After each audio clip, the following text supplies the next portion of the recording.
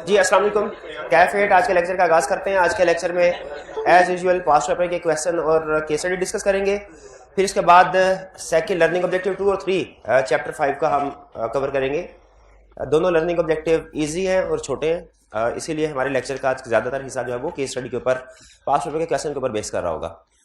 और इसके साथ ही हमारा चैप्टर 5 कंप्लीट भी हो जाएगा। ठीक है, उसमें 3 ही लर्निंग ऑब्जेक्टिव हैं। उससे पहले प्रीवियस लेक्चर में से कोई क्वेश्चन पूछना चाहते हो पूछ लीजिए। जी शामिल। फैक्टर्स की समझ नहीं आई, कौन से वाले फैक्टर की समझ? अच्छा पहले मुझे ये बताइए, हमने लर्निंग ऑब्जेक्टिव 1 एक्सेप्टेंस प्रोसीजर का पहला कंसेप्ट है, इसमें 4 चीजें पड़ी हैं। 4 चीजें। एक मैटर्स जो हमने सामने रखने हैं ये फैसला करने से पहले कि इस क्लाइंट को एक्सेप्ट करना है कि नहीं। Matters to be considered before accepting client. एक ये कंसेप्ट पड़ा मैटर्स, एक पड़ा थ्रेट, एक पड़ा factors to valuate threat, factors to valuate threat, threat को वैल्यूएट करना, और एक पड़ा सेफगार्ड या प्रोसीजर्स। इन चारों में क्या फर्क है? कोई स्टूडेंट बता सकता है इन चारों में क्या फर्क है? Matters to be considered before acceptance और थ्रेट, और factors to evaluate threat. Evaluate यहां पे क्रिटिकल वर्ड है, इसको अंडरलाइन कर लीजिएगा। और सेफगार्ड्स। कोई स्टूडेंट बता सके इन चारों में क्या फर्क है? सर जो एक्सेप्टेंस करने से के लिए जो फैक्टर्स रिक्वायर्ड होते हैं वो सबसे पहले मैंने दिया हुआ है। हाँ शाबाश। सबसे पहले हमने ये देखना है कि किसी क्लाइंट को एक्सेप्ट करने से पहले किन चीजों का ध्यान रखना है, किन चीजों को सामने रख के फैसला, वो 4 चीजें उसने बता दी। ठीक है, इन 4 चीजों को सामने रखने के बाद हो सकता है सारी सिचुएशन आइडियल हो, कुछ भी मसला ना हो, फौरन एक्सेप्ट कर ले। लेकिन हो सकता है कि कोई ना कोई प्रॉब्लम सामने आए, वो प्रॉब्लम हम में भी हो सकती है और प्रॉब्लम क्लाइंट में भी हो सकती है। तो नेक्स्ट उसने जो थ्रेट की बात कर रहा है, थ्रेट, उसमें ये बता रहा है कि प्रॉब्लम क्या सामने आ सकते हैं। ऊपर जो 4 फैक्टर्स आपने कंसीडर किए हैं, इसके नतीजे में क्या प्रॉब्लम सामने, 2 प्रॉब्लम उसने बड़ी हमें बताई कि ये प्रॉब्लम आ सकती है। फिर इसके बाद प्रॉब्लम सामने आ गई, नेक्स्ट उसने जो फैक्टर्स टू वैल्यूएट लिखा है, ये देखने के लिए प्रॉब्लम कितनी सिग्निफिकेंट है, क्या प्रॉब्लम छोटी है कि प्रॉब्लम बड़ी है। याद रखें, हमेशा जिस तरह कोई भी डॉक्टर मर्ज का इलाज करने से पहले टेस्ट करके देखता है मर्ज की नोयत कितनी शदीद है, उस लिहाज से उसका ट्रीटमेंट करेगा, मेडिसिन देगा या सर्जरी करेगा। उसी तरह हमारे सामने भी जब मसले मसाइल आते हैं ना, कोई भी याद रखिएगा, खासतौर पे चैप्टर 7 में ये कंसेप्ट बार बार यूज होगा। हमारे सामने कोई भी थ्रेट आता है ना, हमने फौरन उसको एड्रेस करने के लिए प्रोसीजर या सेफगार्ड नहीं बता देने, बल्कि हमने पहले उस थ्रेट को इवैल्यूएट करना है। तो जो कॉलम के अंदर सेकंड वाली लाइन है, सेकंड कॉलम है जो टेबल के अंदर, तो वो फैक्टर्स टू वैल्यूएट, वो क्या बता रहा है कि जो पहले थ्रेट हैं वो कितने सिवियर हैं। वो कहता है इन चीजों का सामने रखोगे तो आपको पता चल जाएगा। जैसे कह रहा है knowledge and understanding of client, self interest threat किसी to professional integrity and professional behaviour. Integrity and professional behaviour का थ्रेट कम है कि ज्यादा है? पहले में बताया ये राइज हो सकता है, अब आगे कम, ये कैसे पता चलेगा? कह रहा है नॉलेज एंड अंडरस्टैंडिंग ऑफ, आपका जितना ज्यादा नॉलेज होगा क्लाइंट के बारे में, ओनर्स के बारे में, मैनेजमेंट के बारे में, आप उतना ही ज्यादा वैल्यूएट कर सकते हैं थ्रेट को। इसी तरह clients commitment to address the questionable issues, कि क्लाइंट कितना कमिटेड है क्वेश्चनेबल इश्यूज को एड्रेस करने में। यानी जो भी क्वेश्चनेबल प्रैक्टिस होती है, जो भी करप्ट प्रैक्टिस अगर विद इन द एंटिटी चल रही है, अगर लॉ की वायलेशन हो रही है, अगर फ्रेमवर्क की वायलेशन हो रही है, तो क्लाइंट कितना कमिटेड है ये चीज आप देखेंगे। अगर क्लाइंट कमिट, खुद बताएं, अगर क्लाइंट ज्यादा कमिटेड है कि हमने गुड प्रैक्टिसेस को प्रमोट करना है, तो थ्रेट क्या होगा? कम हो जाएगा। और अगर क्लाइंट कम कमिटेड है, थ्रेट ज्यादा हो जाएगा। तो ये थ्रेट को वैल्यूएट करने के फैक्टर्स हैं। ठीक है, अब जैसे professional competence and due care है, ये थ्रेट हो सकता है नए क्लाइंट पे कि हम कंपिटेंट ना हो या ड्यू केयर के साथ काम ना करें। अब हमें कंपिटेंस का थ्रेट कितना है इसके लिए कह रहे हैं आगे फैक्टर देखो, understand nature of client business, understanding आपकी अंडरस्टैंड, जितनी ज्यादा हमारी अंडरस्टैंडिंग होगी थ्रेट उतना कम होगा, और जितनी कम अंडरस्टैंडिंग होगी थ्रेट उतना ज्यादा होगा। अब अगर अंडरस्टैंडिंग कम है फिर क्या करना चाहिए? आगे उसने बताया टाइम फ्रेम ज्यादा ले ले क्लाइंट से। ठीक है, तो ये आपने इन चारों में फर्क जहन में रखना है, इन चारों में फर्क क्या है। ठीक है, एग्जाम में ज्यादातर वो पहले पुराने जमाने के क्वेश्चन अगर देखें तो वो मैटर्स टू बी कंसीडर्ड में से ज्यादातर क्वेश्चन पूछता था। अब रिसेंटली जो उसका ट्रेंड है ना, वो टेबल में से क्वेश्चन पूछता है। कभी आपसे वो थ्रेट पूछ लेगा, कभी फैक्टर्स टू वैल्यूएट पूछ लेगा, कभी सेफगार्ड या प्रोसीजर पूछ लेगा। ठीक है, तो ये कंसेप्ट जहन में रखना है। थ्रेट का मतलब क्या है? मसले मसाइल क्या हो सकते हैं इस सिचुएशन में। थ्रेट का मतलब क्या है? इस सिचुएशन यानी एक्सेप्टेंस की सिचुएशन में मसले मसाइल क्या हो सकते हैं। फैक्टर्स टू वैल्यूएट का मतलब क्या है कि हमने कैसे डिसाइड करना है कि मसला छोटा है कि मसला बड़ा है। और उसके बाद सेफ गार्ड या प्रोसीजर क्या है कि इस थ्रेट को एड्रेस करने के लिए, इसको मैनेज करने के लिए, इसको कंट्रोल करने के लिए, इसको खत्म करने के लिए हमें क्या काम करने पड़ेंगे। ठीक है, ये इसका लिंक ध्यान में रखिएगा। और कोई क्वेश्चन इसमें फैक्टर में किसी किस्म का कोई क्वेश्चन पूछ ले। क्वालिटी कंट्रोल पॉलिसी, देखिए फर्म के अंदर ना कुछ क्वालिटी कंट्रोल पॉलिसीज होती हैं।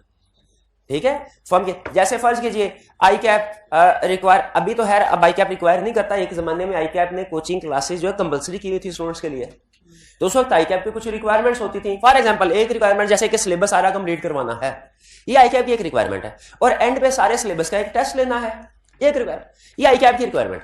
लेकिन क्या कुछ कॉलेजेस अगर खुद से ये सोचे कि रिक्वायरमेंट तो पूरी करने हैं, पूरे सिलेबस का टेस्ट साथ ही साथ हर चैप्टर का भी लेते रहते हैं, तो क्या ऐसा कॉलेज कर सकते हैं कि नहीं? इसको कहते हैं quality control system of firm. यानी आईएसएस की रिक्वायरमेंट तो आप पूरी कर ही रहे हैं, लेकिन आईएसएस के अलावा भी अगर फर्म समझती है कि कुछ मजीद काम हमें करने चाहिए, मजीद चीजें देखनी चाहिए, तो वो भी फर्म कर सकती है। इसे कहते हैं ये फर्म का इंटरनल क्वालिटी कंट्रोल सिस्टम है। ठीक है, तो बाज़ औक़ात कुछ चीजें ऐसी होती हैं जो आईएसए नहीं कह रहा होता, फर्म खुद से उनको फॉलो कर रही होती हैं, वो क्वालिटी कंट्रोल सिस्टम या क्वालिटी कंट्रोल पॉलिसीज कहलाती हैं।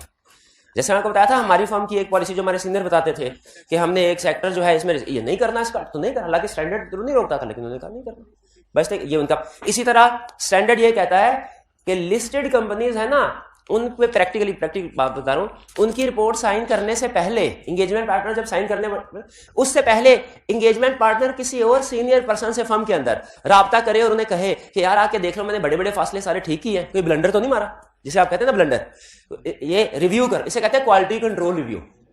तो वो पार्टनर आके किसी से कह सकते भाई ये चेक कर लो, एक दफा में काम दोबारा नहीं होगा, बस जिस दिन रिपोर्ट साइन करने लगता है पार्टनर उस दिन एहतियातन कहता है यार आके जरा देख लो दूसरे पार्टनर से कि मैंने काम सारा ठीक किया है, मेरी रिपोर्ट ठीक है, ओपिनियन ठीक है, इधर एमसीक्यू मैटर जाना चाहिए था, बड़ी बड़ी चीज है क्वालिटी कंट्रोल। अच्छा, आईएसएस ये कहते हैं कि लिस्टेड कंपनी में ये होगा, अनलिस्टेड में नहीं होगा, रिक्वायर नहीं करते। लेकिन अगर फर्म के क्वालिटी कंट्रोल पॉलिसी प्रोसीजर में लिखा हुआ है कि जी अनलिस्टेड का भी करवा दे, अगर उसमें रिस्क ज्यादा है तो अनलिस्टेड का भी करवा दे, क्या खर्च है, तो वो करवा सकते हैं। तो ये फर्म के quality control policies and procedures होते हैं। तो हमने आईएसएस को तो फॉलो करना ही है एज प्रोफेशनल, जिस फर्म में हम काम कर रहे हैं उसका जो भी क्वालिटी कंट्रोल सिस्टम या क्वालिटी कंट्रोल पॉलिसीज है उनको भी फॉलो करना। वो अगर कुछ एडिशनल काम कर रहे हैं वो भी हम करेंगे। क्लियर हो गया? ये क्वालिटी कंट्रोल पॉलिसीज का समझ आ गया आपको? और एक मैंने और लफ्ज बोला क्वालिटी कंट्रोल रिव्यू, ये भी समझ आ गया आपको कि क्वालिटी कंट्रोल रिव्यू का? शाबाश। अगर ये समझ आ गया तो एक चैप्टर की बेस डेवलप हो गई। ये शायद लास्ट चैप्टर है हमारा, चैप्टर 22 है या 3 है। इसका मुझे सिर्फ नाम बता दीजिए क्या है इस चैप्टर का? हाँ नहीं, रिव्यू एंगेजमेंट नहीं, इसके आगे क्वालिटी कंट्रोल इन ऑडिट। ठीक है, इसमें हम यही चीज पढ़ेंगे कि क्वालिटी कंट्रोल क्या होता है, कौन करता है, कब होता है। ठीक है, क्वालिटी कंट्रोल करने वाले की क्या जिम्मेदारी है, करवाने वाले की क्या जिम्मेदारी है? क्या करने वाले ने सारे प्रोसीजर दोबारा चेक करने हैं? नहीं, अगर करवाने जो क्वालिटी कंट्रोल रिव्यू कर रहा है, कोई दूसरा बंदा आया देखने के लिए, वो सारे सिर्फ बड़े बड़े फैसले देखे। हाँ जी, तो क्वालिटी कंट्रोल सिस्टम समझ आ गया क्या होता है विदिन? शाबाश। इसमें समझ लीजिए, इन शॉर्ट समझ लीजिए कुछ एडिशनल रिक्वायरमेंट्स हैं जो फर्म ने खुद पे लगाई हुई है। और कोई क्वेश्चन? और कोई क्वेश्चन? कोई? जी जी।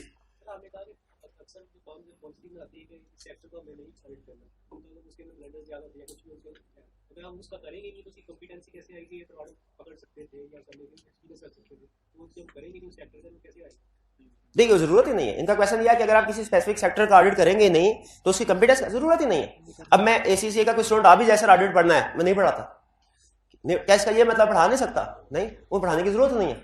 ठीक है, उनका लैदा सिस्टम समझना पड़ेगा, पास पेपर लैदा कंपाइल करने पड़ेगे, लैदा सोल्यूशन देखना पड़ेगा, सारा सिस्टम। हालांकि सिलेबस बेसिकली तरीकाकार एक जैसा ही है, कंसेप्ट एक जैसी है तकरीबन, इंटरेस्टिंग तो डिफरेंट है। तो हमारे बहुत से ऑडिट प्रोसीजर ऐसे होते हैं जो तकरीबन हर क्लाइंट पे एक जैसे ही होते हैं। हमने सिर्फ रिस्क के लिहाज से कमियां ज्यादा करने, प्रोसीजर तो यही साथ है ना।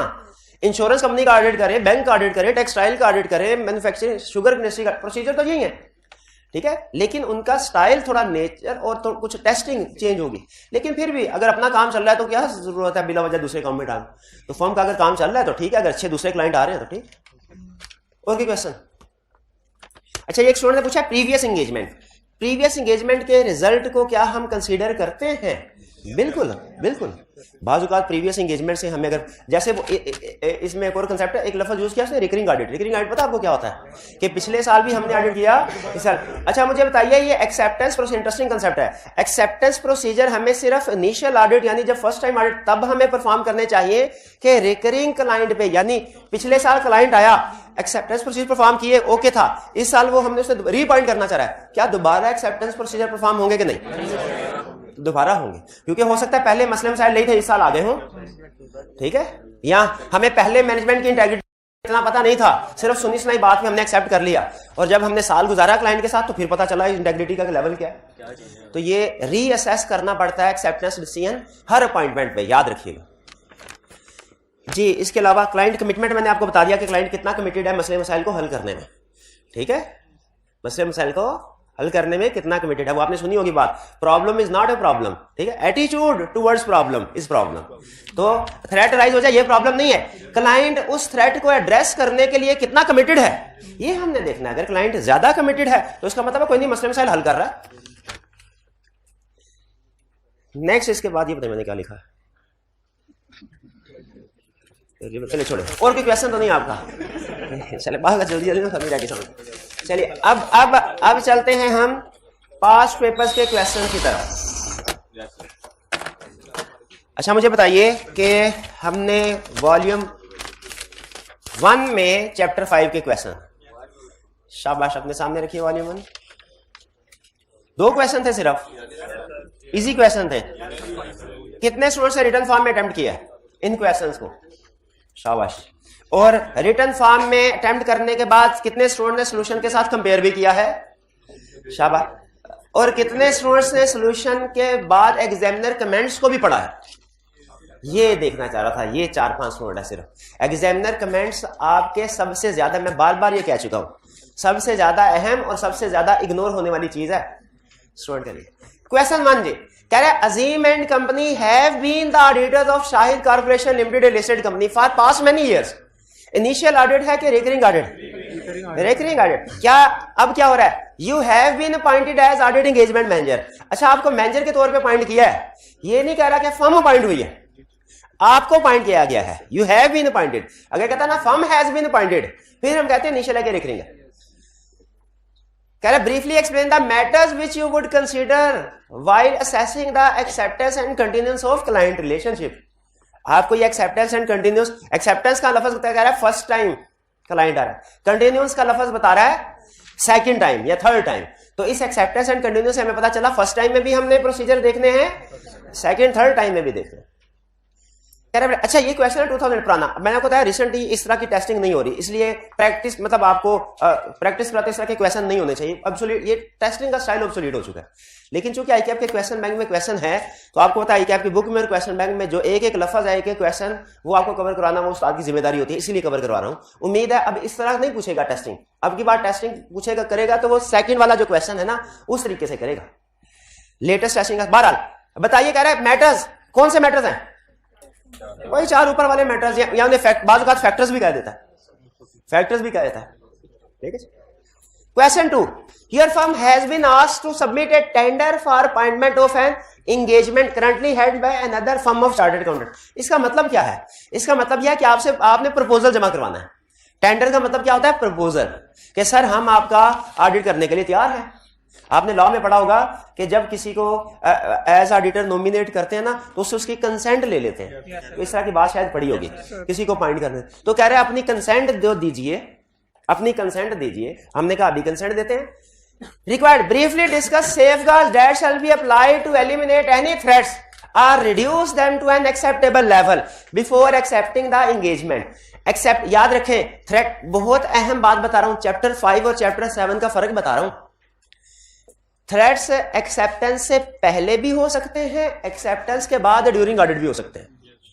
हमने चैप्टर 5 में जो थ्रेट पढ़ रहे हैं ये एक्सेप्टेंस से पहले वाले हैं, जो चैप्टर 7 में थ्रेट्स पढ़ेंगे वो एक्सेप्टेंस के बाद वाले हैं, ड्यूरिंग एंगेजमेंट वाले। दोनों में फर्क है। क्या आपको क्वेश्चन में किसी इंफॉर्मेशन से ये पता चल रहा है ये बिफोर वाले हैं कि आफ्टर वाले? कौन से थ्रेट लिखने हैं, बिफोर वाले कि आफ्टर वाले? कैसे पता चला बिफोर वाले? क्लियरली कह रहा है कि एक्सेप्टेंस की बात कर रहा है, एक्सेप्टेंस के वक्त आप देख रहे हैं। तो ये बिफोर वाले करना। अच्छा अगला, ये बड़ा डिसीजन था। ये क्वेश्चन जब आया ना, कुछ स्टूडेंट्स इसको चैप्टर 7 का क्वेश्चन समझ के कहते रहे सर ये तो कंसेप्ट चैप्टर 7 में है ही नहीं, या आप तो कहते थे आपने सारी जिम्मेदारी, ये सारे कंसेप्ट पढ़ाने हैं, ये कंसेप्ट क्यों नहीं पढ़ाया, कंसेप्ट क्यों नहीं पढ़ाया, ये कंसेप्ट नहीं पढ़ाया, लेकिन आप गलत चैप्टर में ढूंढते रहे हैं। चैप्टर ये बिफोर एक्सेप्टेंस वाला था, आफ्टर एक्सेप्टेंस नहीं है, बिफोर एक्सेप्टेंस है, इसलिए चैप्टर 5 में आपको मिलेगा ये। अच्छा, आप क्वेश्चन की रिक्वायरमेंट को गौर से देख के बताइए, क्या टेबल की तीनों चीजें लिखनी है कि कोई दो या एक है? एक कौन सी चीज? Safeguard. Briefly discuss the safeguard that shall be applied to eliminate any threat. अच्छा, लेकिन चूंकि है सेफ, कुछ सेफ गार्ड ही रहा है, लेकिन चूंकि सेफ गार्ड डिपेंड करते हैं थ्रेड पे, तो पहले थ्रेड की हेडिंग देके फिर उसके बाद लिख देना चाहिए ये इसके सेफ गार्ड है, फिर दूसरे थ्रेड की हेडिंग देके सेफ गार्ड के मिक्स करके प्रेजेंट करना। ज्यादा बेहतर यही है कि हेडिंग देके कि ये थ्रेड इसके सेफ गार्ड, यानी दो चीजें। चलिए, अच्छा एक क्वेश्चन में उसने पूछ लिया, briefly describe what procedure would you perform before accepting the engagement. Thread नहीं पूछा, क्या पूछा? What procedure would you perform before accepting.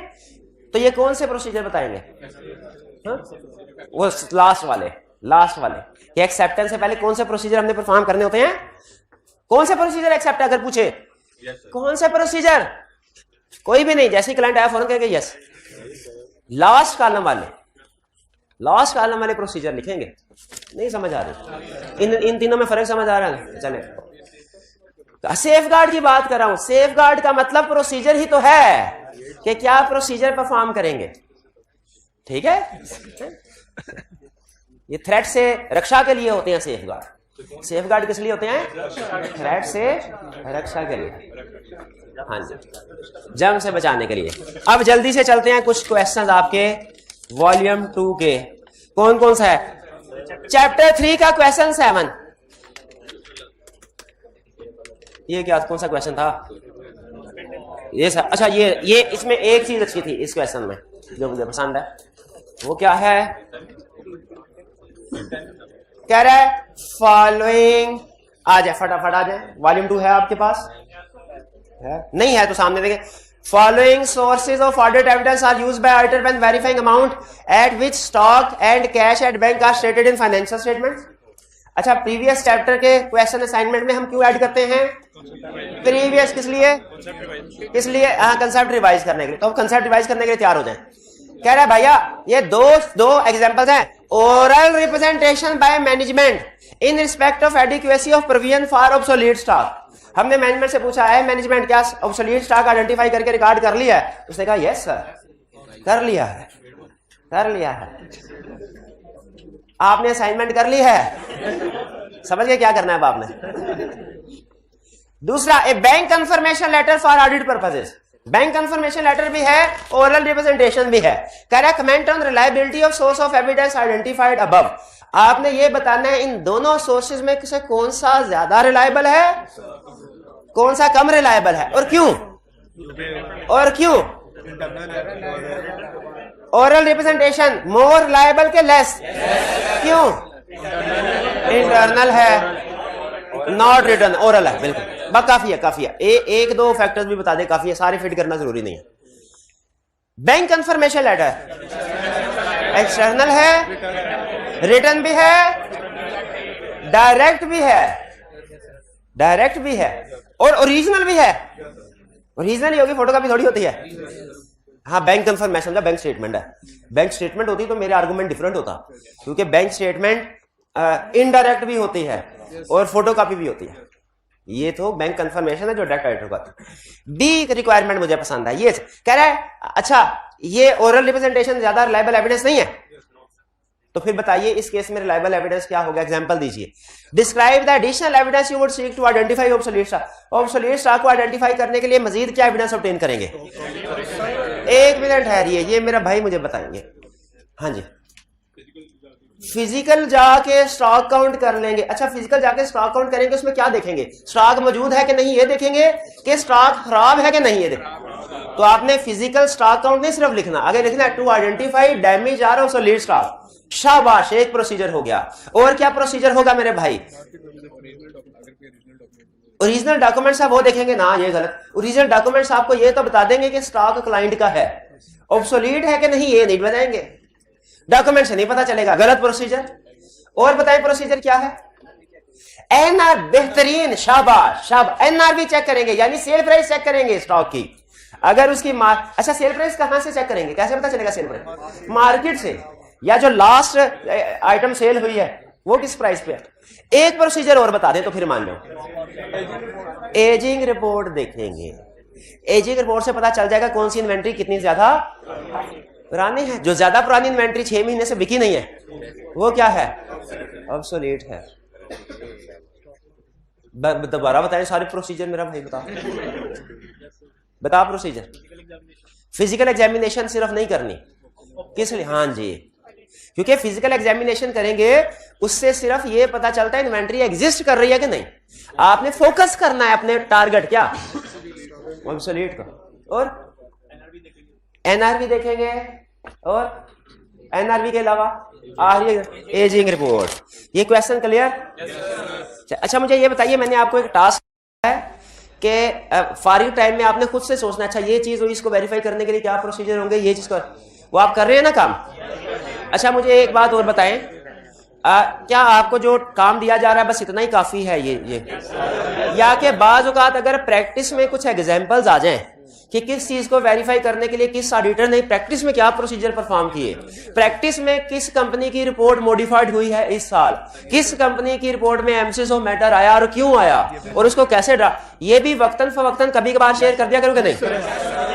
अच्छा आपने उसको फिर याद नहीं करने बैठ जाना। इस तरह की जो चीजें होंगी ना वो सिर्फ आपने पढ़नी है, अब एंजॉय करना चाय के कप के साथ। हाँ आज ये चाय का कप खत्म तो वो डॉक्यूमेंट भी खत्म। उसको उसके ऊपर सवाल जवाब नहीं करने। फिर मेरे से कोशिश करना आपने ज्यादा सवाल जवाब ना करे। कोई कंसेप्चुअल क्वेश्चन हो तो चले पूछ लिया, ज्यादा कि इसके बाद क्या हुआ, इससे पहले क्या हुआ, वो नहीं। वो आप नेट में मजीद रिसर्च खुद करना चाहते हैं तो खुद करेंगे। चलिए ठीक है, ये अच्छी बात है, ये आपसे पूछना चाह रहा था। अब आगे चलते हैं, चाहे आपको घर वाले पिलाएंगे, मैं सिर्फ केस स्टडी भिजवाऊंगा। अच्छा आगे चलते हैं। अब इसके बाद असाइनमेंट कौन सी थी? वॉल्यूम 2 का क्वेश्चन नंबर, क्वेश्चन तो बहुत से थे, 24 थोड़ा ही था एक। हाँ जी, और भी कुछ क्वेश्चन है जो हमने डिस्कस। 6 कोई सा मुश्किल वाला, 6 वाला करवा लेते हैं। 6 वाला रिक्वायरमेंट कह रहा है, comment on the decision of audit senior and identify shortcoming in modification drafted bye.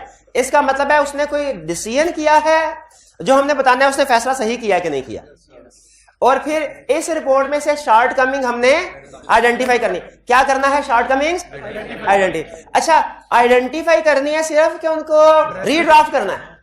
सिर्फ आइडेंटिफाई बताना है क्या गलत है, सही क्या होना चाहिए था, सही करके नहीं देना, सही करके नहीं देना। वो आपने मिसाल सुनी होगी ना, वो आर्टिस्ट वाली, उसने कोई तस्वीर बनाई और कहा इसमें से जो जो गलतियां आइडेंटिफाई करे हैं, तो उसके बाद अगले दिन आके देखा तस्वीर गायब थी, गलतियां ही गलतियां। और एक बंदा दूसरे से कह रहा था यार ये मैं कहां निशान लगाऊं, तस्वीर तो गायब हो गई। बड़ा डिसऑर्ड हुआ, गुरु के पास गया, गुरु ने कहा मसला कोई नहीं, वही तस्वीर एज इट इज दोबारा बनाओ। अब की बार स्टेटमेंट चेंज कर देना कि अगर कोई गलती नजर आए तो ठीक कर दे। तो फिर अगले दिन क्या हुआ?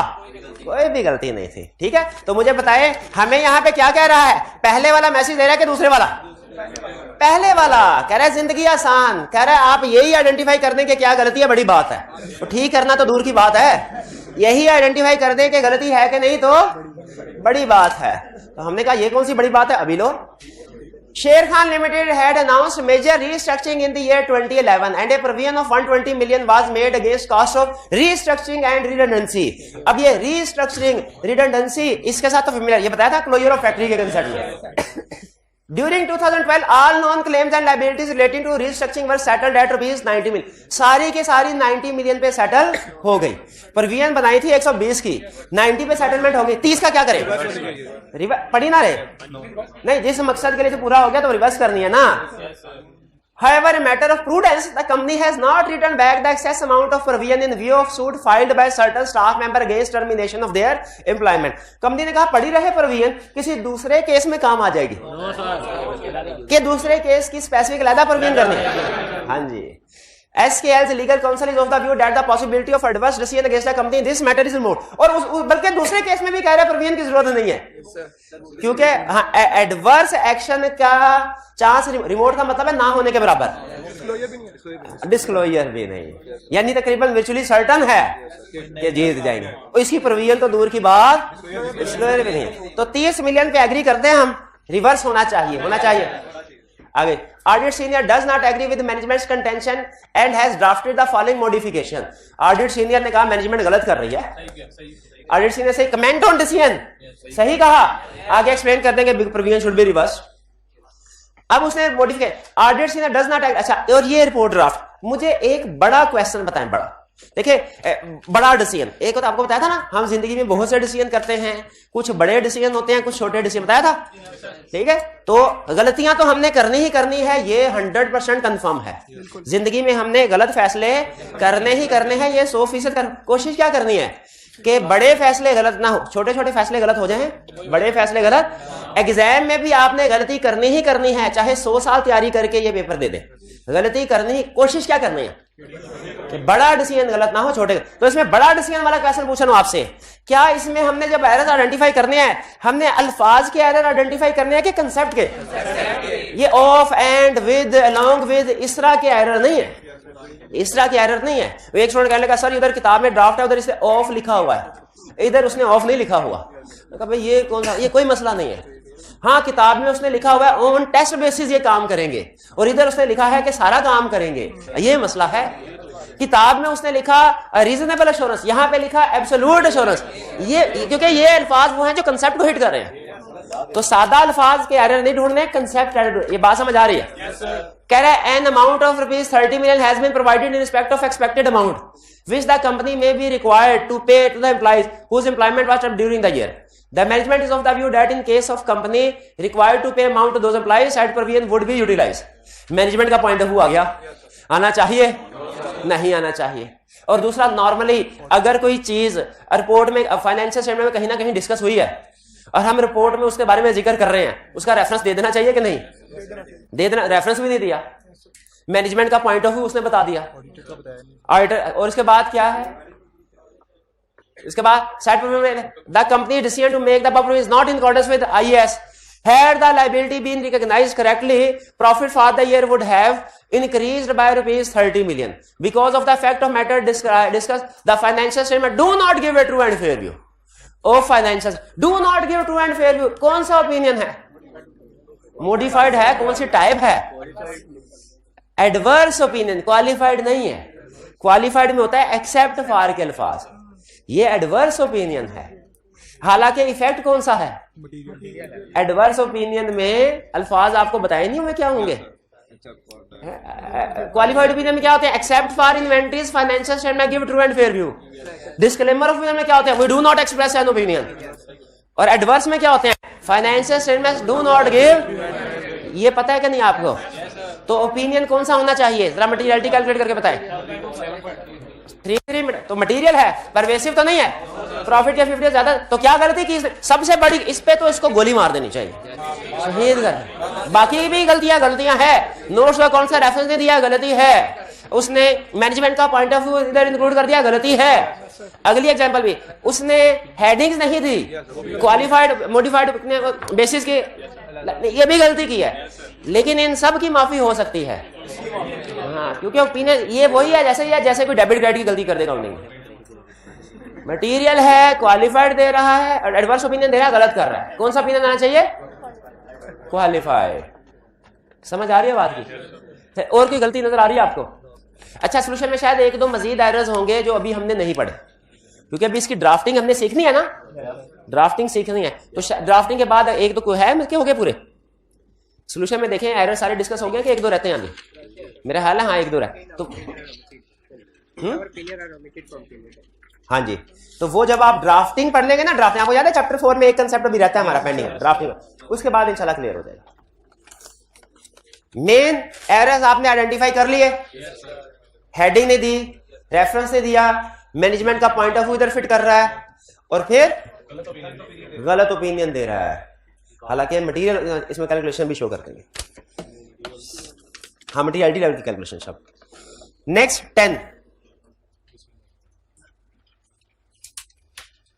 10 में क्या कह रहा है जी? क्या 4 छोटे छोटे केसेस है।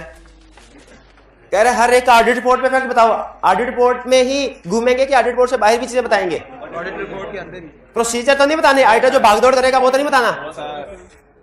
कह रहा है you have completed audit of finance private limited showing profit इतना है और एसेट्स इतने हैं। किस लिए दे रहा है? ये है प्रॉफिट मटेरियलिटी कैलकुलेट करने के लिए दे रहा है और टोटल एसेट्स हमसे कंफ्यूज करने के लिए। An employ left the company without settling loan of 0.5 million. Management has refused to make provision but is ready. अब एम्प्लॉय चला गया, बैड डेट हो गया ना, इसको तो राइट ऑफ कर देना चाहिए। मैनेजमेंट ने कहा है हम नहीं करेंगे, मिस स्टेटमेंट है। इफेक्ट क्या है? इमटेरियल। ये मटेरियल इमटेरियल है कि मटेरियल है इफेक्ट? ओपिनियन कौन सा? Unmodified. Auditor shall express unmodified opinion provided if misstatement is also immaterial on aggregate as well as qualitative basis। अरे मटेरियलिटी की डेफिनेशन में हमने पढ़ा था कि मिस स्टेटमेंट एग्रीगेट बेसिस पे इंडिविजुअली भी देखनी है, एग्रीगेट भी देखनी है। तो इंडिविजुअली तो इमटेरियल है, एग्रीगेट होकर तो मटेरियल हो सकती है। क्वांटिटेटिवली तो इमटेरियल है, क्वालिटेटिवली तो मटेरियल हो सकती है। तो हम पूरी लाइन सिर्फ ये नहीं लिखना आपने, जब कभी इमटेरियल मिसस्टेटमेंट आए आपने सिर्फ ये नहीं लिखना auditor shall express unmodified opinion, बल्कि क्या लिखना है? Auditor shall express unmodified opinion on financial statement if misstatement is also immaterial on aggregate as well as qualitative basis. कुछ समझ आए? ये और आपने ये लाइन भूल जानी और एग्जाम ने कमेंट्स में कहेगा। तो केस स्टडी में आप ये लाइन भूल जाया करेंगे और एग्जामिनर कमेंट्स में कहा करेगा students lost easy marks, unmodified opinion तक पहुंच गए थे, अगली बात करना भूल गए एग्रीगेट और क्वालिटेटिव वाले। ठीक है जी, लिख ले। Next question part 2। Revenue recognised policy is not consistent with relevant international accounting standard. वो कह रहा है रेलिवेंट स्टैंडर्ड के मुताबिक रेवेन्यू पॉलिसी कंसिस्टेंट नहीं है। क्लियरली पता चल गया हमें ये क्या है, miss statement. Had it been in accordance with IAS, profit before tax would have rupees 79.2। अगर इसके मुताबिक होती तो प्रॉफिट 79.2 होता। यहां पे मुझे बताइए मिस स्टेटमेंट की अमाउंट क्या है? एक स्टूडेंट कहेगा सर 79.2 है, गलत। मिस स्टेटमेंट की अमाउंट क्या है? 5। हाँ जी, करेक्ट प्रॉफिट और इनकरेक्ट प्रॉफिट का डिफरेंस है मिस स्टेटमेंट की अमाउंट। 79.2 माइनस 74 यानी 5.2 मटीरियल है। तो क्या होगा इसका ओपिनियन आप बताइए? इफेक्ट ऑन रिपोर्ट बताइए, कोई नहीं बोलेगा। Effect on report auditor shall express qualified opinion on financial और auditor also explain nature of misstatement और बस कंप्लीट हो गया। की ऑडिट मैटर में auditor shall include reference to basis for qualified opinion section in key audit matter. Third, contract with major customer is about to expire after 3 years. Certain internal documents show that company might have to face very difficult situation thereafter. Very difficult situation. Going concern 12 महीने, लेकिन going concern 12 month के लिए होता है, ये 3 years है। इसमें going concern का इशू राइज नहीं होगा। अगर 3 years की बजाय 12 मंथ कहता फिर शायद राइज होता, फिर इवेंट या कंडीशन हो जाता, लेकिन अभी ये नहीं। क्लियर? जी जी मेरे भाई पूछिए, क्या सवाल है? प्रोजेक्टर नहीं चल रहा आपका? प्रोजेक्टर कीजिए, तब तक आप अपनी किताब चला लें, किताब में भी यही सवाल है ना जी भाई। लाइट आने के बाद देखिए कोई स्विच वगैरह ऑन ऑफ करना होगा। आगे चलते हैं। 4, personal files of many senior executives do not contain any documentary evidence of their qualification. Salaries paid to such executive are based 24 million. अच्छा, एक स्टूडेंट कहने लगा सर एविडेंस नहीं है तो ये स्कोप लिमिटेशन है। स्कोप लिमिटेशन फाइनेंशियल स्टेटमेंट का एविडेंस ना हो फिर है। ये तो उनके कोई सीवी वगैरह गुम हो गए हैं, तो सीईओ का सीवी गुम हो गया, ये इंटरनल कंट्रोल वीकनेस तो है, स्कोप लिमिटेशन नहीं है। अगर सेल इनवॉइसेस गुम होती, जो सैलरी पे की है इसका एविडेंस गुम होता, फिर स्कोप लिमिटेशन थे। लेकिन ये तो उनका रिकॉर्ड गुम हुआ है, सीवी वगैरह गुम। याद रखिएगा फाइनेंशियल स्टेटमेंट्स की किसी भी अमाउंट का एविडेंस मिस हो वो स्कोप लिमिटेशन है, बाकी चीजें नहीं। हाँ, इसका कहीं इफेक्ट नहीं है रिपोर्ट पे। आप सिर्फ ये लिख देंगे नो इफेक्ट ऑन रिपोर्ट, ये इंटरनल कंट्रोल वीकनेस है बस। आगे मैनेजमेंट लेटर की भी बात करने की जरूरत नहीं, हालांकि प्रैक्टिस में हम ये इशू मैनेजमेंट लेटर में डालते हैं, लेकिन इधर जरूरत नहीं। क्यों जरूरत नहीं है? इसने सिर्फ रिपोर्ट पूछा, आगे पीछे भागदौड़ नहीं जो करती है वो नहीं लिखेंगे। 10 क्लियर? इसके बाद चले, मेरा ख्याल है आज के लिए ये काफी है, 2-3 केस है। छुट्टी क्यों? पढ़ने नहीं आए घर से? अच्छा, अब आप रिलैक्स हो जाए क्योंकि आज का लेक्चर मुश्किल नहीं। मुझे ये बताइए, आपने ये कंसेप्ट सीखा कि किसी भी क्लाइंट को एक्सेप्ट करने से पहले, किसी भी क्लाइंट को एक्सेप्ट करने से पहले हमने थ्रेट्स को वैल्यूएट करना है और प्रोसीजर परफॉर्म करने हैं, सेफगार्ड। क्या आप बता सकते हैं इन सारे प्रोसीजर को एक दफा सामने रखें, इनको पढ़ें और मुझे बताइए इनमें सबसे अहम procedure practice point of view से कौन सा है? कौन सा है? गैस कीजिए, गैस कीजिए, गैस वर्क लगाए। प्रीडिसेसर ऑडिटर को लेटर लिखना। क्या है जी? प्रीडिसेसर ऑडिटर को लेटर। ये प्रोजेक्टर वाला मसला हुआ क्या नहीं अभी? ये कर दें, जल्दी से कर दें, मेहरबानी। प्रैक्टिस के पॉइंट ऑफ व्यू से इन प्रोसीजर में सबसे अहम प्रोसीजर क्या है? प्रोफेशनल क्लियरेंस लेटर सेंड करना। अच्छा, प्रोफेशनल क्लियरेंस लेटर होता क्या है? जब कभी, अच्छा इसमें ना 2 ऑडिट, अब जो स्टोरी सुनाने जा रहा हूं ना, इसमें 2 कैरेक्टर है, एक विलन भी है, एक विलन बाद में आएगा, पहले 2 कैरेक्टर वो है, एक इनकमिंग ऑडिटर, एक है आउटगोइंग ऑडिटर। आउटगोइंग ऑडिटर कौन है? जिसने पिछले साल का ऑडिट किया है। इनकमिंग ऑडिटर कौन है? जो इस साल ऑडिट के अपॉइंट होने वाला है, अभी हुआ नहीं है, होने वाला है, या उसका तज़किरा किया जा रहा है कैसे। इनकमिंग आउटगोइंग ऑडिटर को हम प्रीडिसेसर ऑडिटर भी कहते हैं और इनकमिंग ऑडिटर को सक्सेसर ऑडिटर या एग्जिस्टिंग ऑडिटर भी कहते हैं। ये सुन रहे हैं? ये हाइब्रिड क्लास में भी आवाज आ रही है तो सुन रहे हैं? अभी बोर्ड से कुछ नहीं पढ़ा रहा, अभी सिर्फ आपको कंसेप्ट बिल्ड करने के लिए स्टोरी सुना रहा हूं। 2 ऑडिटर, एक इनकमिंग एक आउटगोइंग, लेकिन कभी कभार आउटगोइंग की बजाय मैं प्रीडिसेसर ऑडिटर का वर्ड यूज कर लूंगा, समझ आएंगे। कभी कभी इनकमिंग की बजाय मैं एग्जिस्टिंग ऑडिटर का वर्ड यूज कर लूंगा। एग्जिस्टिंग से मुराद है असल में जो अपॉइंट होने वाला है, ठीक है, तो आप समझ आइएगा, ठीक है। मैं वैसे ज्यादातर इनकमिंग आउटगोइंग का वर्ड ही यूज करूंगा, ये आसान होता है कंसेप्ट बिल्डिंग के लिए। तो स्टैंडर्ड ये कहता है कि जब कभी कोई इनकमिंग ऑडिटर आया अपॉइंटमेंट, उसने अपॉइंटमेंट से पहले थ्रेट्स इवैल्यूएट करने हैं। क्योंकि इसके पास लिमिटेड नॉलेज है इनकमिंग ऑडिटर के पास, तो ये शायद सही तरीके से थ्रेट को आइडेंटिफाई और इवैल्यूएट ना कर सके, तो ये क्या करे? अपने पेटी भाई से मदद ले ले, यानी प्रीडिसेसर ऑडिटर को, आउटगोइंग ऑडिटर को लेटर लिखे और उसमें पूछे कि भैया ये इस क्लाइंट का ऑडिट मैं एक्सेप्ट करने जा रहा हूं, अगर कोई ऐसी रीजन है कि जिसकी वजह से मुझे इस क्लाइंट को एक्सेप्ट नहीं करना चाहिए तो मुझे बता दो।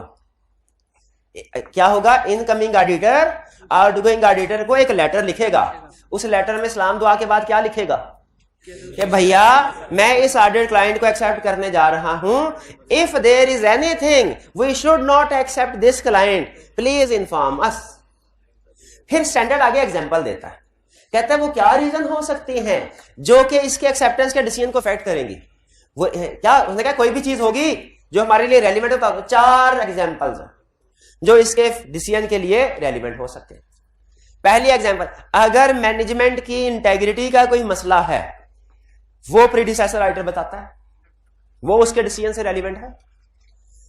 दूसरा, फीस हो सकता है आउटस्टैंडिंग हो प्रीडिसेसर ऑडिटर की, ये भी रेलिवेंट है, ये भी रेलिवेंट, डिसीजन के लिए रेलिवेंट है ना है? तो तीसरा, अगर कोई प्रीडिसेसर ऑडिटर के साथ डिसएग्रीमेंट हो, ये भी रेलिवेंट है। फोर्थ, अगर management inappropriate scope limitation impose करती हो, ये भी रेलिवेंट है। ये 4 एग्जांपल्स हमें स्टैंडर्ड ने, कोड ऑफ एथिक्स ने दी हैं कि जो प्रीडिसेसर ऑडिटर को पता होंगी और हम उससे पूछते हैं। अच्छा, हमारा क्वेश्चन जनरल होता है, हम उससे ये नहीं कहते कि अगर फीस आउटस्टैंडिंग है तो बता दो, अगर मैनेजमेंट की इंटेग्रिटी में इशू है तो बता दो, अगर कोई डिसएग्रीमेंट है तो बता दो, अगर कोई इनएप्रोप्रिएट स्कोप लिमिटेशन है तो बता दो। हम स्पेसिफिक नहीं पूछते हैं, याद रखिएगा, सेंड करने वाला, जब आप प्रैक्टिस में लेटर पढ़ेंगे आपको पता चल जाएगा। हम जनरल पूछते हैं कि अगर कोई भी ऐसा इश्यू है जिसकी वजह से हमारा एक्सेप्टेंस का डिसीजन इफेक्ट होता हो तो हमें बता दो। ओपन रखते हैं। अब प्रीडिसेसर ऑडिटर नॉर्मली इन चार में से कोई एक, कोई दो, कोई तीन या चारों के चारों इश्यूज हमें बताएगा। क्वेश्चन यहां पे सिंपल, अगर प्रीडिसेसर ऑडिटर ये इश्यूज बताए, ठीक है, कि सर डिसएग्रीमेंट था, बड़ा लड़ाई झगड़ा हुआ, तो इसी वजह से तो हमने क्वालिफाइड ओपिनियन दिया पिछले साल, देखे रिपोर्ट देख लें, इसी वजह से तो उन्होंने हमें आउट करके आपको इन कर रहे हैं। तो डिसएग्रीमेंट, अगर कोई इश्यू सामने आए, दो ऑप्शंस हैं, आप क्या करेंगे? क्या लाजिम हो जाएगा हमारे ऊपर कि इस क्लाइंट को रिफ्यूज कर दें, या कि हम अपनी जजमेंट के मुताबिक इस क्लाइंट को एक्सेप्ट कर लें? तीसरी ऑप्शन दिया है कि एक्सेप्ट तो कर लें, लेकिन जो मसला आइडेंटिफाई किया है प्रीडिसेसर ऑडिटर ने, उसका हल मैनेजमेंट के साथ बैठ के डिस्कस कर ले कि भाईजान उस प्रीडिसेसर ऑडिटर ने भी आईएफआरएस के मुताबिक कहा था, ये मिस स्टेटमेंट है, डेप्रिसिएशन रिकॉर्ड होनी चाहिए, हम भी यही कहेंगे, बता दो। अगर कल कला को हमें तुमने आउट करना है ना, तो आज ही फैसला कर लो। तो अगर प्रीडिसेसर ऑडिटर कोई मसला आइडेंटिफाई, याद रखिए, केस स्टडी जब आईके बनाएगा ना, वो आपसे ये नहीं पूछेगा बताओ क्लियरेंस लेटर सेंड करना है कि नहीं, वो तो करना ही करना है, लाजमी है। वो आपको कहेगा लेटर सेंड किया, इसका जवाब आया, इसका ये मसला है, आप बताइए। अगर डिसएग्रीमेंट है, आप इनकमिंग ऑडिटर है, मैनेजमेंट के साथ क्या डिस्कस करेंगे कि मिस स्टेटमेंट है, पॉसिबल इंपैक्ट ऑन रिपोर्ट अभी डिस्कस कर देंगे, ताकि जो लड़ाई झगड़ा बाद में होना है अभी सेटल हो जाए। क्लियर ये बात? तो ये है प्रोफेशनल क्लियरेंस लेटर की अहमियत, कि हमें अगर प्रोफेशनल क्लियरेंस लेटर ना आए तो फिर हम इस इंफॉर्मेशन को ढूंढने के लिए अदर सोर्सेज इस्तेमाल करते हैं, लेकिन अगर प्रोफेशनल क्लियरेंस लेटर का जवाब आ जाए ना, तो हमारा काम, हमारा फैसला बड़ा आसान हो जाता है। समझ आ गई कहानी के? चलिए जी, प्रोजेक्टर स्टार्ट हो गया हमारा हाइब्रिड क्लास में, बताइए हो गया? अच्छा, बेहतरीन। चलिए अब बोर्ड वाली कंसेप्ट की तरफ आते हैं। प्रोफेशनल क्लियरेंस लेटर, ये क्या? देखें डिफरेंट लेटर आ रहे हैं ना एक एक करके ऑडिट में। पहले मैनेजमेंट लेटर आया, फिर एंगेजमेंट लेटर आया, फिर रिप्रेजेंटेशन लेटर आया, अब ये प्रोफेशनल क्लियरेंस लेटर आ गया। बिल्कुल आ सकता है। ये है क्या? ये है communication with predecessor auditor. Professional clearance letter लिखता कौन है? Incoming auditor. किसके नाम लिखता है? प्रीडिसेसर। पूछता क्या है कि एक्सेप्टेंस से रिलेटेड कोई इंफॉर्मेशन है, फैक्टर जो हमारे डिसीजन से रेलिवेंट हो, हमें बता दो। अच्छा, अब इसमें चूंकि दो पार्टीज इन्वॉल्व है, एक इनकमिंग ऑडिटर, एक आउटगोइंग ऑडिटर, हमने इसलिए कंसेप्ट को दो हिस्सों में डिवाइड कर दिया। इनकमिंग ऑडिटर क्या करता है, कैसे करता है, वो लगा, आउटगोइंग को लगा। आपने क्वेश्चन में ध्यान से पढ़ लेना है, आपको इनकमिंग ऑडिटर बना रहा है कि आउटगोइंग ऑडिटर। बड़ी छोटी गलती कर लें, इसमें से एक प्रोसीजर नहीं याद आया, ना लिखा, ये छोटी गलती, ये कर ले, इसकी इजाजत है, ठीक है। इनमें से बहुत से फैक्टर्स थे, एक दो नहीं याद आए, नहीं लिख पाए, छोटी गलती कर ले, इसकी इजाजत। बड़ी गलती नहीं करनी। बड़ी गलती क्या है? पूछा इनकमिंग, बता दिया आउटगोइंग, ये नहीं करना। इनकमिंग ऑडिटर है, इनकमिंग ऑडिटर है। सबसे पहले क्या करना है? हमने फौरन लेटर नहीं लिख देना, बल्कि परमिशन ऑब्टेन करनी है। हमने किससे परमिशन ऑब्टेन करनी है? क्लाइंट से। किस लिए परमिशन ऑब्टेन? क्योंकि क्लाइंट की कॉन्फिडेंशियल इंफॉर्मेशन हम प्रीडिसेसर ऑडिटर से हासिल कर रहे हैं। तो आपको पता है चार्टर्ड अकाउंटेंट्स में कॉन्फिडेंशियलिटी प्रिंसिपल अप्लाई होता है कि अपने क्लाइंट की कॉन्फिडेंशियल इंफॉर्मेशन शेयर नहीं करनी। भाईजान का टेस्ट है, उसमें कमाल की गलतियां जो बहुत से दूसरे स्टूडेंट भी करते हैं। क्या मैं, अब देखिए प्रोफेशनल रिलेशनशिप है ना, क्या मैं इनका टेस्ट सबके सामने दिखा दूं? मिसाल दे रहा हूं, ऐसे है नहीं, सबके सामने दिखा दूं, इनको सबको दिखा दूं? नहीं, कॉन्फिडेंशियलिटी प्रिंसिपल है। हाँ, अगर ये इजाजत दे दे मुझे तो फिर, तो उसी तरह इनकमिंग ऑडिटर क्लाइंट के बारे में इंफॉर्मेशन ले रहा है आउटगोइंग ऑडिटर से, क्या कॉन्फिडेंशियलिटी प्रिंसिपल अप्लाई होता है? और मजे की बात सुने, कॉन्फिडेंशियलिटी प्रिंसिपल अभी भी अप्लाई होता है, जब ये स्टूडेंट नहीं रहेगा तब भी अप्लाई। वैसे तो once a student is always student है, लेकिन अगर अगले सेशन में ये मेरा स्टूडेंट नहीं रहा, क्वालिफाई करके C5 पे पहुंच गया, तो क्या उस वक्त मैं इसका पेपर डिस्क्लोज कर सकता हूं? नहीं। याद रखें, confidentiality principle continues even after termination of relationship. चाहे ऑडिटर ना रहे, क्लाइंट ना रहे, कॉन्फिडेंशियलिटी प्रिंसिपल फिर भी रहेगा। अमर है ये कॉन्फिडेंशियलिटी प्रिंसिपल। तो हमने क्या करना है? सबसे पहले परमिशन ऑब्टेन करने हैं क्लाइंट से। कॉन्फिडेंशियलिटी प्रिंसिपल, रीजन समझ ले, कॉन्फिडेंशियलिटी प्रिंसिपल। क्लाइंट या तो परमिशन देगा या नहीं देगा, ठीक है, या तो परमिशन देगा या नहीं देगा। अगर परमिशन नहीं दी तो ये कंसेप्ट है। अगर परमिशन दे दी, हमने जवाब सेंड कर दिया लेटर, फिर इसके बाद मजीद सिचुएशन, या तो हमें जवाब आएगा और वो ठीक होगा, या जवाब आएगा इश्यूज होंगे, या जवाब ही नहीं आएगा। फिर सुन लें, प्रीडिसेसर आइटम को कंफर्मेशन लेटर सेंड करना है, भागे भागे क्लाइंट के पास गए, यहां क्लाइंट परमिशन देगा या नहीं देगा।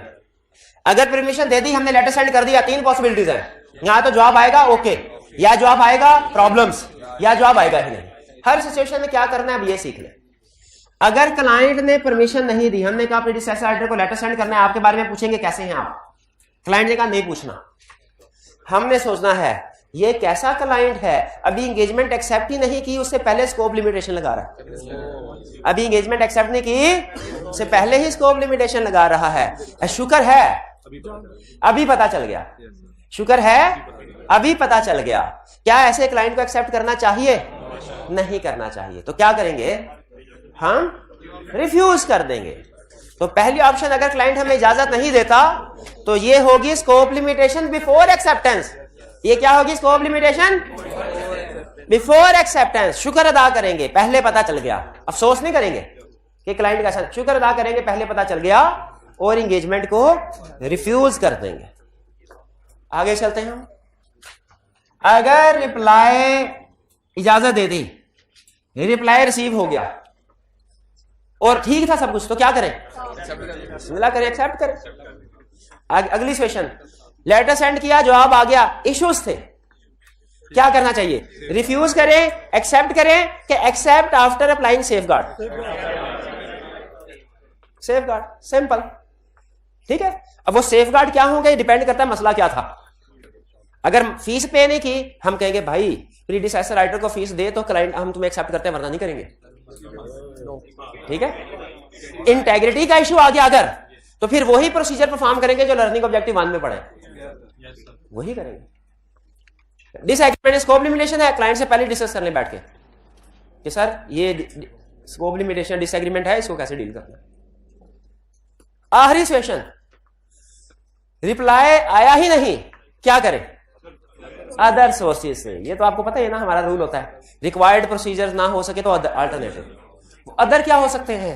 नेट पे सर्च, न्यूज पेपर, नहीं उससे भी पिछला नहीं, न्यूज वगैरह, वेबसाइट्स, रिसर्च। बल्कि आप एक काम करें, आप फेवरेट जिस कंपनी का ऑडिट करना चाहते हैं, आप उसका financial statement annual report download करें। उसके एनुअल रिपोर्ट के अंदर बोर्ड ऑफ डायरेक्टर्स की लिस्ट होगी कि रैंडमली किसी भी एक डायरेक्टर का नाम पिक कर लें और नेट पे सर्च करें, देखें उसके बारे में आपको इंफॉर्मेशन मिलती है कि नहीं। इंफॉर्मेशन मिलेगी, इंफॉर्मेशन, बल्कि हाँ छोड़े हैं, बड़ी बड़ी इंफॉर्मेशन मिल जाती है।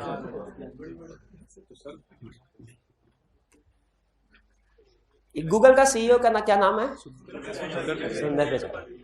सुंदर पिचाई ने एक दफा किसी जॉब के, उसके बारे में बात मशहूर है कि उसके पास जॉब इंटरव्यू के लिए, उसने इंटरव्यू के लिए बंदे को बुलाया, उस बंदे ने अपना सीवी उसके सामने रखा, उसने कहा ये सीवी वापस रख लो, मैं तुम्हारे बारे में तुम्हारे वालिदैन से ज्यादा जानता हूं। ये रियल केस है, तुम्हारे बारे में तुम्हारे वालिदैन से ज्यादा, क्योंकि वालिदैन को तो नहीं पता सोशल मीडिया पे क्या हो रहा है, टिकटॉक पे क्या हो रहा है, अक्सर वालिदैन को नहीं पता। नेट पे सर्च करेंगे तो पता चल, भाई इस डायरेक्टर की वीडियो वायरल हुई है, पता चल जाएगा, ठीक। तो इसीलिए याद रखिए कि थर्ड पार्टियां बैकग्राउंड सर्च से हमें इंफॉर्मेशन का पता चल जाएगा, लेकिन कंपनी के डायरेक्टर्स की, ये अपने दोस्त की इंफॉर्मेशन ना सर्च करना। हाँ, इसकी टिकटॉक से ज्यादा और कोई वीडियो नहीं मिलेगी, कोई इंफॉर्मेशन नहीं मिलनी। जो डायरेक्टर लेवल के लोग होते हैं उनकी इंफॉर्मेशन मिल जाए। भाई क्लियर हो गई ये बात?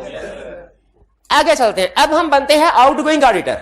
पहले तो इधर थे ना इनकमिंग ऑडिटर, अब हम बन रहे हैं आउटगोइंग। अब हमें लेटर मिला, हम अपने ऑफिस में बैठे थे, एक तो पहले ही टेंशन में बैठे थे, क्यों बताओ?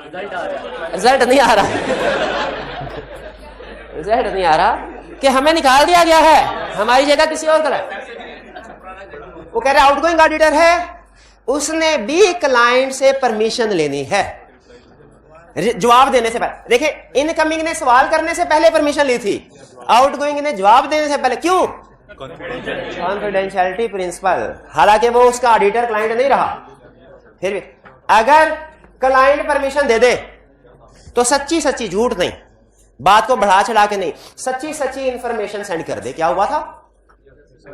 और अगर क्लाइंट परमिशन ना दे, फिर ये नहीं कहा कि आउटगोइंग ऑडिटर जवाब ना दे। अगर क्लाइंट ने परमिशन नहीं दी और कहा खबरदार मेरे बारे में कोई इनकमिंग ऑडिटर को ना बताना बात, वो बात ना बताना इनकमिंग ऑडिटर, अब ये क्या जवाब देगा कि नहीं देगा? जवाब, लेकिन उस जवाब में वो इंफॉर्मेशन नहीं बताएगा जो रिक्वेस्ट की गई थी, बल्कि क्या कहेगा कि मुझे परमिशन नहीं मिली। ठीक है, अच्छा, जब ये चला जाएगा इनकमिंग ऑडिटर के पास और इनकमिंग ऑडिटर खोलेगा, लिखा होगा हमें इजाजत ही नहीं मिली, इनकमिंग ऑडिटर क्या सोचेगा? ये क्लाइंट नहीं, ये दो मुंह वाला सांप लग रहा है, इस तरफ से मुझे इजाजत दे दी है और उधर से डस लिया। तो ये तो शुक्र है पहले पता चल गया, ये इजाजत नहीं दे रहा, एविडेंस रोक रहा है मेरा। ये है स्कोप लिमिटेशन बिफोर एक्सेप्टेंस। अभी भी एक्सेप्ट नहीं करना क्लाइंट को। भाई कुछ बात समझ आए? अभी भी क्लाइंट को एक्सेप्ट नहीं करना। आउटगोइंग, हाँ, आउटगोइंग, इनका सवाल ये है आउटगोइंग ऑडिटर क्यों इसका जवाब देगा, वो क्यों चाहेगा क्लाइंट उसका?